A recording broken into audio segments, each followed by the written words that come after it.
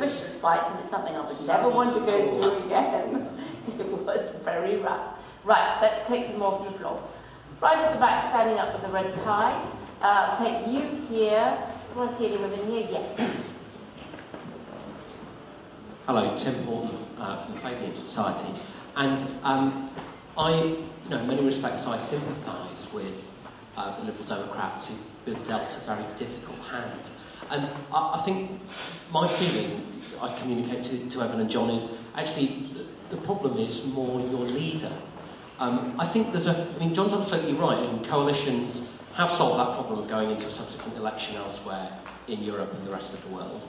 What they've also solved and do very well is that minority party leaders in coalitions don't have to be full-throated evangelists for the major party in coalitions.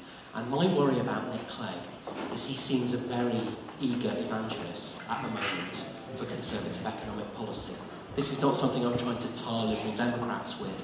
I've got a particular worry about your leader. At the conference last week, we had the Thatcher household economics. Actually, that's not where you want to go. I'm glad that our grandparents built the NHS, even though we had to pay it off later.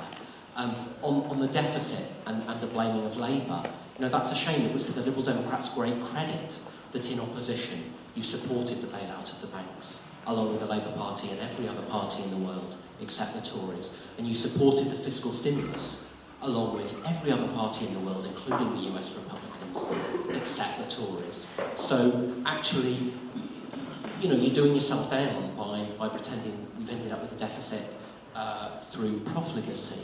And I suppose, just to kind of wrap this up into a question, Nick Clegg might have already crossed a threshold which he can't go back from, but I think it's really urgent for you to get in there and try and temper his activity and his narrative. Because if his response is, rather than to operate like they do in other European countries, coalitions in Germany, in a more moderate way, if his response is a sort of full-blooded selling of the Tory economic message, I think that puts you in real difficulty. Thank you. Somebody in the middle here on this side.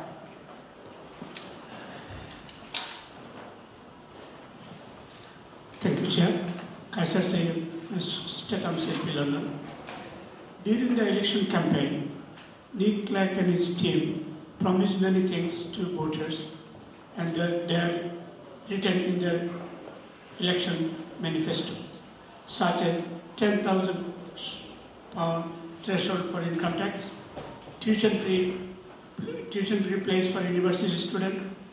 What we can see after coalition government, first budget didn't reflect that £10,000 income tax threshold. We can see university grant is cut, and as a result, tuition fees is going up for the student. John, you rightly said that 23%, 7 million people voted to Lib Dem. Is it not the betrayal to the voters that you promise something and you are not doing that? Do you believe? Yeah. Do you think that voters should vote you again? Thank you. Thank you very much. Woman here in the front. Margaret Morey, Warrington South Labour Party member. It's really a question. Really, you said you had two options, the Lib Dems. One was abstaining in the Queen's speech as opposed to the coalition. Presumably, abstaining in the Queen's speech, that would imply that you would vote with the Tories later when you agreed with them and abstain or vote against. In other words, this loose pact, as we had a Lib Lab Labour pact in the 70s, why was that rejected? Thank you. Good question. I might take a few more, I think, otherwise we've spent all the time up here. I'll take those two sitting, that woman and the man submitted across. Hi, Claire Spencer, Chair of the Birmingham Fabian Society.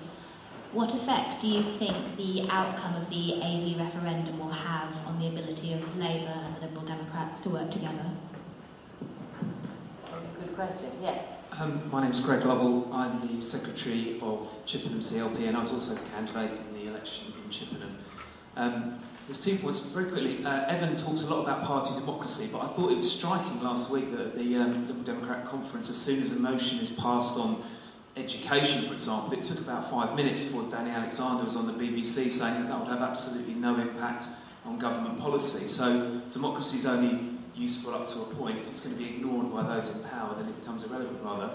And my real point is that having stood in an election, it seems to me that in this country, whereas perhaps in other parts of Europe, coalition can work, here, so much of our politics is defined by the other. It is actually an incredibly negative environment. It becomes quite a personal environment. We've already seen that here this evening. And I just wonder whether we have it within ourselves as, I suppose in inverted commas, a political class, but also as a nation, to accept the kind of thing that we're talking about here, because everything we've done for generations has always been based on conflict. And I think we've got to get through that before we can get to a coalition, perhaps with a progressive left. Well, tell me a bit about your experience of the Labour Party. Do you think that they are capable of biting their lip and learning to live with a Lib Dem coalition, given that most of the pollsters, sociologists, say that it's pretty unlikely that Labour can win alone again, or at least not in the foreseeable future? I actually think that there is a core of people within the Labour Party, and I'm sure that people here they might not like hearing this, but I think it's the truth, that who will not accept that. And the Labour Party can be quite tribal, and it can be tribal to its own detriment on occasion. Not because there's anything wrong with the strong-held beliefs, which I largely subscribe to, and I think that's a very positive thing. But the Labour Party is quite literally in some ways a flag that people fly, and they're proud to fly, and they see the defining themselves as the only real progressive left-leaning option in the country. So I think it's incredibly important, and it's quite territorial in that sense. And so I do think there is going to have to be quite a big psychological shift. I don't really know exactly how that would happen. As a secretary in my area, perhaps the younger people coming through the party are a little bit more open to it, but there are stalwarts of our party that we absolutely rely on, who are, as the chair of our party says, beware of the Liberal Democrats because they are dirty fighters and they're bad losers.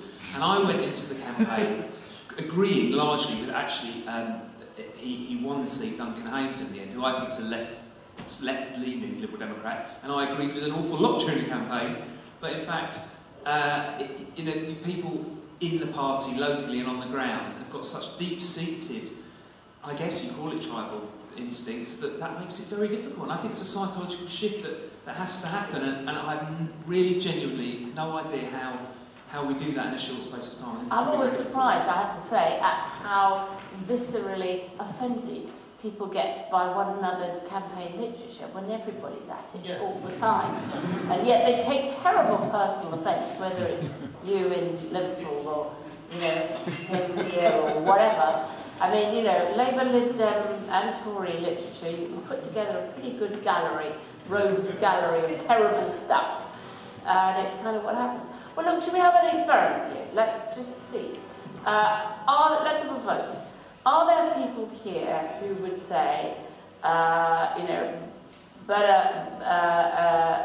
dead than in a coalition with the Lib Dems?